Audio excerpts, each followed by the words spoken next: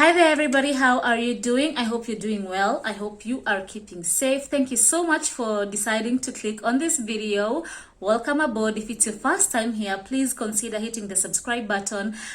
This is not my normal niche of content, so I just did this video to create awareness to you guys, especially for people living in Kenya, Nairobi, Kenya, because I live there as well. My content is based on DIYs, hauls, DIYs kidogo, but a lot of haul videos and shopping videos and a bit of home styling and home organization. So if that's your kind of content, the kind of content that you like, please make sure that you hit the subscribe button, turn on a notification bell, and make sure you join the growing family. And for my returning subscribers, mwah, I love you guys so much. So I'm not going to chit chat a lot. I just want to get direct to the video. So it was last week on Saturday. It was on 12th September or 13th, either of the dates on Saturday. So I went to Eastleigh. I was shopping for a client. I got everything for my client, met a few subs there. I met Sylvia and Muganda. Shout out to you ladies. I met them in Eastleigh, and then after that, I went to town. After shopping for my client, I went to town. I was also picking up another item for my client in House of Leather. The House of Leather that is just behind Cooperative House near Railways. That House of Leather, because I got to town at around 5:40 p.m. So I picked the item from House of Leather. And then I decided to walk into the former Tuskys Pioneer, which is now Quickmart supermarket. So I walked into Quickmart, grabbed a few items, and I stepped out. So immediately I stepped out. As I was about to cross there, if you're conversant with the area, I know you know what I'm talking about. I was still on Moi Avenue on the side of Kenya Cinema, so I just wanted to cross the road. That's when I met a lady. So the lady that I met there, ooh, I can't believe I fell into it. Anyway, so the lady that I met there, she was mid 40s or akienda sana early 50s. She was a very clean and mature lady. She was wearing a dera. It's not the kawaida like cheap deras of Eastleigh of 250 or 600 bob. She was wearing a dera that was around, I could range it around 2,500. So she looked like a clean and a lady mwenye anajielewa, if you guys get what I'm trying to say. So she was like, excuse me, as I was just about to cross, excuse me, please can you direct me to Odeon, because I'm supposed to meet my husband there and I'm not conversant with the area. So first of all, I looked at her. Kawaida, if you're a Nairobian or you live wherever, if someone asks you for directions, first of all, if a stranger walks up to you and talks to you, you first of all look at them, gauge if they look like a con man or a thief or something or whatever they look like. That's what you do as the first thing. So for me, I first of all surveyed her. I looked at her and I was like, okay, this one looks like a genuine lady. So for those people who are going to comment down in the comment section and tell me, oh, don't talk to strangers, please spare me that. Please spare me that. I have been working and living in Nairobi CBD, working in Nairobi CBD for over a decade now. And I know that you're not supposed to talk to strangers. So I have had several instances before, and I have helped like 3 people before in all those years. Basically, of course, you get a lot of requests from people. Can you direct me? Can you show me where this is? So for me, I basically walk past you, but I tend to look at someone and then see if they're really genuine, like they really need help genuinely, you know. So personally, I have helped like 3 people before and directed them. I remember there's a lady that I actually took to the actual place, and like she was so genuinely like she didn't know the area at all. You're getting what I'm trying to say?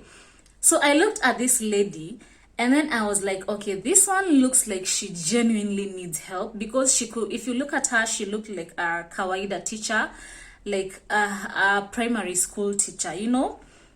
So she looked like a clean and decent lady. She was wearing very nice shoes. She was carrying a bag. And she was wearing a nice dera. She was very clean. Her hair was neat. So there is no way that I could tell that this one is a con woman, like at all. At all.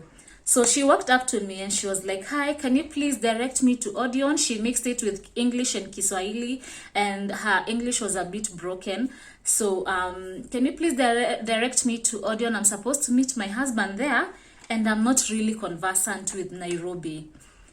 So I looked at her and I was like, okay. So I directed her to Odeon because you could see probably the roads from there. So I just told her, and then you're going to get to Odeon.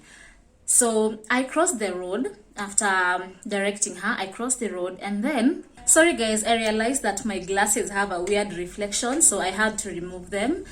Sorry, it took me a minute to recognize that.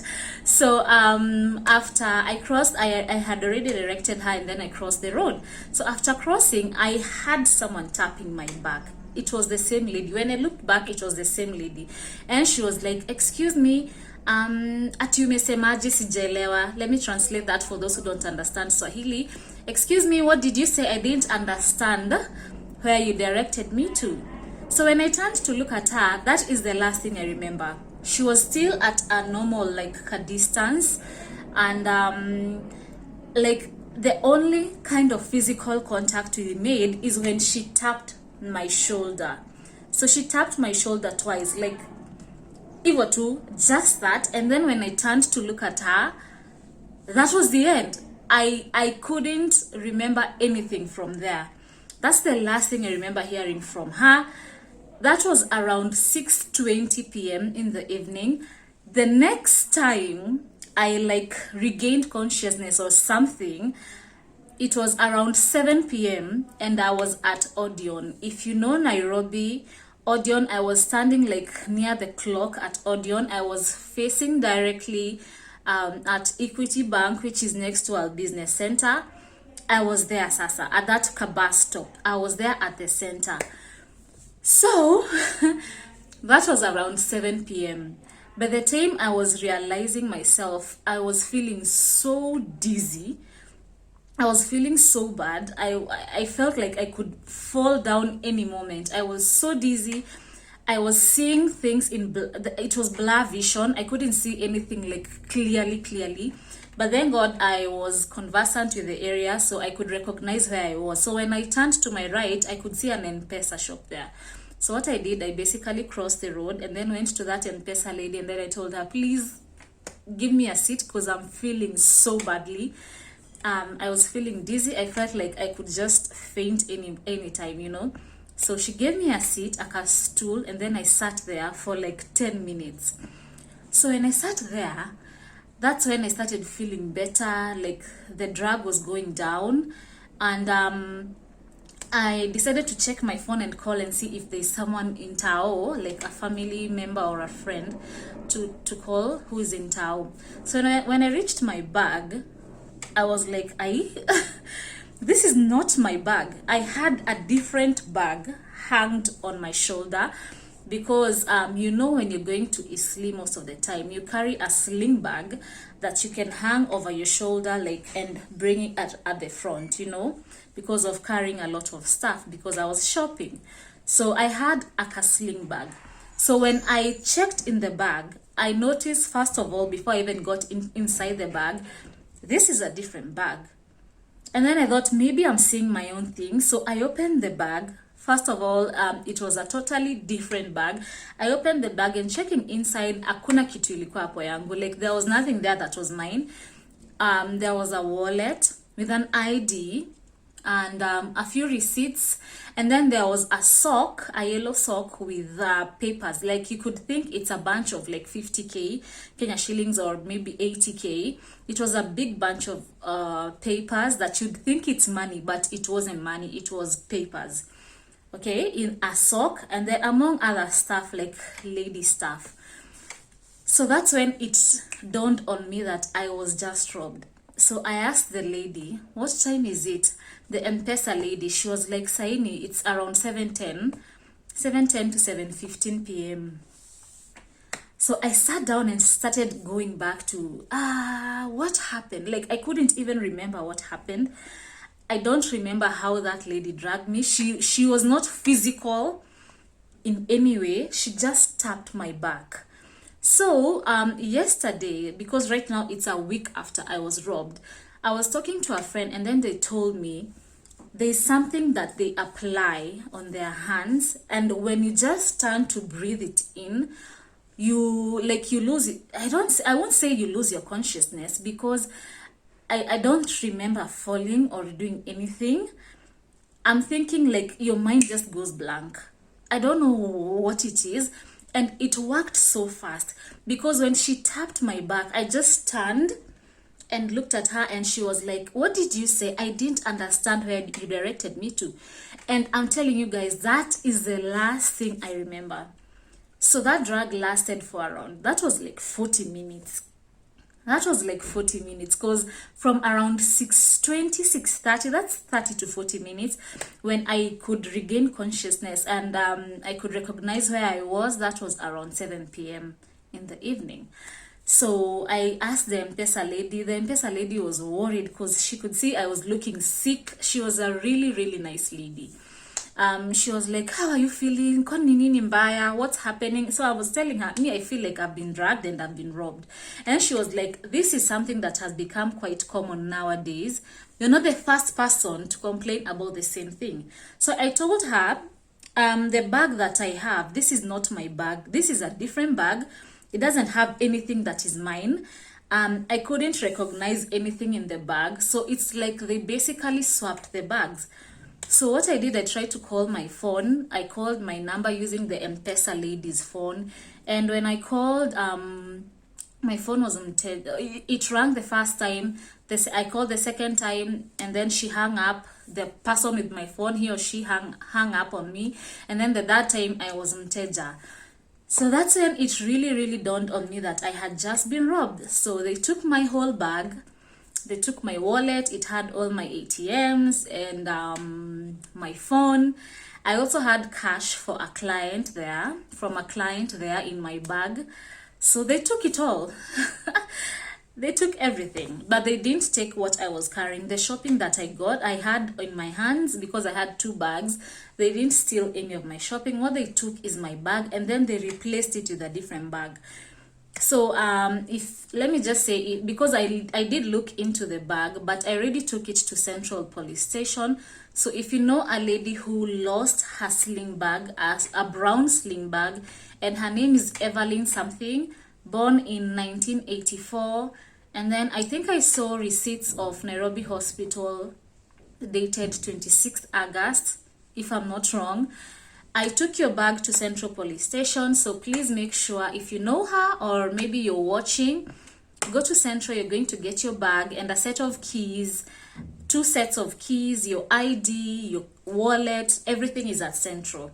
Okay, so for me, that's how I realized I was robbed. I tried tracking my phone, because it's the phone that I've always been using to record all my YouTube videos. You see that camera that you guys are always in my DM asking me, which camera do you use? Yes. They stole that phone, and I had shot that whole week. I was so busy. I had content for like, I think I had like 4 or 5 videos yet to be edited. So guys, videos ilienda hivyo. So what I did, I tried to replace my SIM card in Tao, but the lady there couldn't replace it for me. So I went back home. And then, guys, imagine this. Every time I'm in Tao, I don't carry all my money in one bag. Like, I always make sure I have money in my phone, I have some cash kidogo in my bag, and then I have some money in my pocket. Because you just never know when you're going to get robbed. Like, for me, that particular time, I didn't know that day ingefika. Like, today is the day that I was going to be robbed, and then the extra cash that I stuck in my pockets will be the one that is going to help me out. So I had 300 bob in my pocket, so that's what I used to get home. The M-Pesa lady was so kind. She even offered to give me fare. Like, that lady is so good. Wambo, God bless you so much. She really helped me that day. She really helped me that day. So when I got home, I got to an M-Pesa near my home place. I replaced my SIM card, and after replacing my SIM card is when I found out that they had tried to withdraw money from my ATMs. I saw a text from ATM at Nat House downtown uko karibu BS, Nat House uko karibu BS. They had tried to withdraw like 20k. So I'm wondering, if you're one of the people who has put your birth year as your ATM pin or pin for anything, you need to change that, because that's, imagine if I had the same pin. If the pin was my birth year, they could have like stolen everything that I had, you know, because they have my ID, they have my ATMs, so they could have basically withdrawn everything that I had, you know. So if you have your birth year or your birth date as your pin for anything, you need to change that. The drug that they used on me was very strong, because I had a very bad migraine headache. I had a very bad headache that ran up to almost 24 hours, because the following day on Sunday, I couldn't do anything. I had a terrible headache the whole day. Like, I took painkillers severally and they just couldn't work. Like, that drug was too strong. So that's basically how it went. So what I'm just going to advise you guys is, please don't stop to help anyone, no matter how genuine they look. Secondly, you don't have to stop to help anyone, because you might stop to help you, they might talk to you, and then you avoid them, and then probably ukifika hapo mbele, they just rub the same drug on you. So like, this can just happen to anyone. You just need to be careful when you're walking in Tao.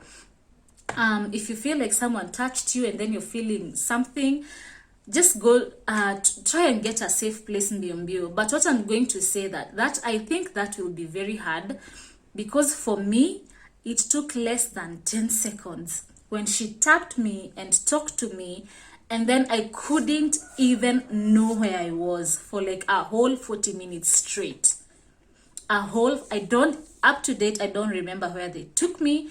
Up to date, I don't remember where I walked. I don't remember what happened within those 40 minutes. I don't remember nothing. So you just need to be careful. Just pray. Me, I'm just thankful that they didn't hurt me. Everything they stole is replaceable. Yes, I nearly undergo a loss, but it's fine, because I'm still healthy. You know what I'm trying to say? So I still need to work hard and recover everything that I lost, but still fine. I'm healthy, I'm okay, and I thank God. So going forward, please make sure you keep safe. Make sure as you're walking in town, you're okay. Like, ukorada, don't talk to anyone, or maybe if anyone touches you, just try and move speedily to a safe spot if you can, because they don't have to talk to you. If they can just tap you in, that's it. Sawa. So that's the end of my story.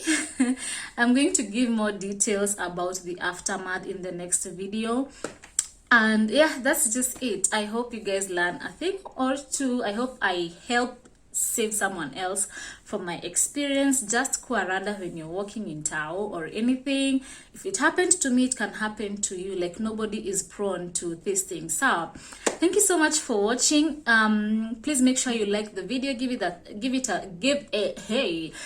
a big thumbs up, so that you can be able to reach more people. Just make sure we help more people. Yeah, that's it for today, guys. Thank you so much for watching, and I am going to be seeing you on the next one. I love you so much, and don't forget that Jesus loves you more. Mwah! Bye.